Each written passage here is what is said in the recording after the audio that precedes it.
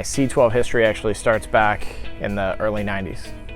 Now, I was just a baby, but my dad found Jesus in 1986. And in the 90s, he actually met a man named Buck Jacobs, which some people know and most people in C12 should. So Buck actually became my father's mentor and helped him to roll out what was called Marketplace Ministries Titusville at the time. And when it was in my family's life for a decade. So I knew him as a child.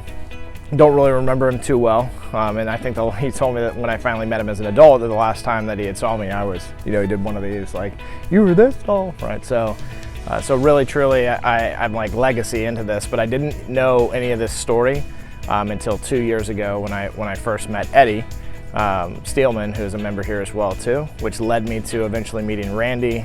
And in 2019, I came to a meeting, and I absolutely fell in love with the teachings because they were my dad's. And as I started to look into that a little bit further, I started asking some of his friends, did my dad know these people, or what's the deal here? And that's when it was exposed to me that it was actually, my dad was part of the foundation of what C12 became. So I joined immediately, and it's been a godsend ever since. So immediately I felt a connection to everybody in the room, regardless of knowing them that well. And the more that I've gotten to know them, the more I recognize their transparency, their ability to be able to speak into your life without condemnation, but the right amount of judgment to help you to sit back and see for yourself, am I making the right decisions here? Am I following Christ in these decisions? And am I helping the people inside of my organization and also the people that we serve as customers in these decisions?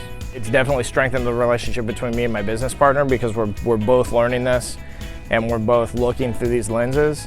And because of that, we have unity in decisions, and it's elevating those decisions as well too, to do things like cut here because of X, or make sure that we manage this way because of Y. So this thought process of getting a little bit more, well, the potential, I should say, of being more intentional throughout the process. So where instead of just kind of going through the motions, you have this potential now of saying, I want to be intentional about these decisions. And they're very well calculated from the perspective of the organization, how they've built this, and the decades of experience that they have in it. The best of the best have multiple coaches, right? And the purpose for that is that I'm good at this, but I also need to continue to be better through accountability. And that's the biggest piece of the puzzle that I believe that C12 gives, is the accountability portion. To come in here and hear this reset essentially of, hey, you're feeling this way, emotionally you're driven this way, intelligently you're driven this way, but what is the greater purpose? And why, and how are we adapting to those things in the name of servant leadership to others?